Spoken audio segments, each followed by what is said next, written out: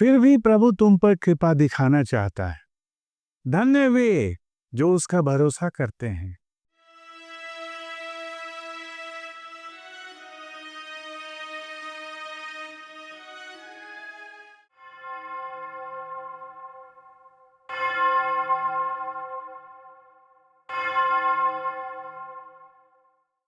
मधुरिम सुप्रभात मेरे प्रिय भाई बहनों, युवा साथियों और प्यारे बच्चों, स्वागत है आप सभी का ट्रिनिटी क्रॉनिकल के वचन सन्मार्ग की इस श्रृंखला में। आज का वचन आहार इज़ाया अध्याय 30 पद संख्या 18 से है।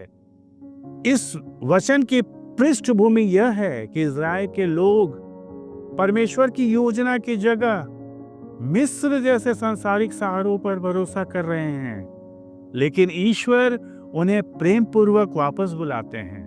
यह एक ईश्वर के धैर्य का चित्र है जो मनुष्य के लौटने की प्रतीक्षा करता है। इस आधुनिक परिवेश में यह वचन हमें धैर्य और ईश्वर के समय पर भरोसा करने की प्रेरणा देता है।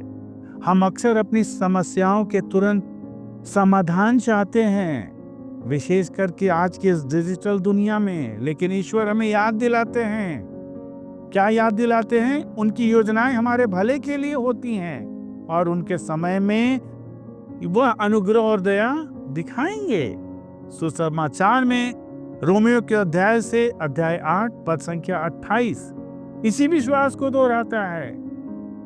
हम जानते हैं कि जो लोग परमेश्वर से प्रेम करते हैं उनके लिए सब बातें मिलकर भला ही हो उत्पन्न करती है। हमें यह सिखाता है कि चाहे हमें इंतजार क्यों न करना पड़े, हमें ईश्वर के प्रेम और न्याय पर भरोसा करना चाहिए, क्योंकि वह हमें हमारी परिस्थितियों से उबारने और हमारी भलाई के लिए काम कर रहे हैं। मत्ती अध्याय 6 पद संख्या 33 प्रभु यीशु कहते हैं, पहले तुम उसके राज्य और धर्म की खोज करो तो ये सब वस्तुएं तुम्हें आप आसानी से मिल जाएंगी। यह हमें प्रेरित करता है कि हम सबसे पहले ईश्वर पर भरोसा करें और उसकी इच्छा के अनुसार चलें। जब हम धैर्यपूर्वक उसकी बात जोते हैं तो हमें अपनी दया और अनुग्रह से भरपूर करता है। संत जेरोम ने लिखा है, ईश्वर शीघ्र क्रोधित नहीं होता, बल्कि दया करने में धीमा नहीं है, बल्कि वह आत्मा की तैयारी का इंतजार करता है। संत अगस्तीन कहते हैं, ईश्वर हमारी इच्छा का सम्मान करता है, पर वह कभी अपनी दया देना बंद नहीं करता है। ईश्वर का उठना, ही विल अराइज, यह क्रूस और पुनरुत्थान में प्रकट होता है।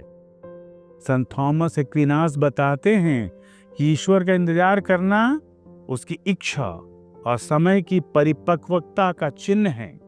दया और न्याय दोनों ईश्वर के पूर्ण गुण हैं। न्याय सच्चाई लाता है और दया पुनर्स्थापन। क्या आप इन ईश वचनों को, जो जीवंत और शाश्वत हैं, कि प्रभु का दूत उसके भक्तों के पास डेरा डालता, पर भरोसा करते हैं?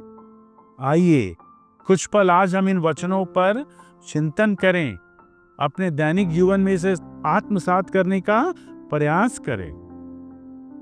आप सबके सब एक मत, सहानुभूतिशील, भ्रातृप्रेमी, दयालु तथा विनम्र बने। आपके सफल दिन की शुभकामनाओं सहित आपके और आपके प्रियजनों का जीवन प्रभु के आध्यात्मिक परिवेश में संपर्क और भ्रातृप्रेम में हमेशा बना रहे, यही मंगल कामना हम करते हैं। शुभ दिवस।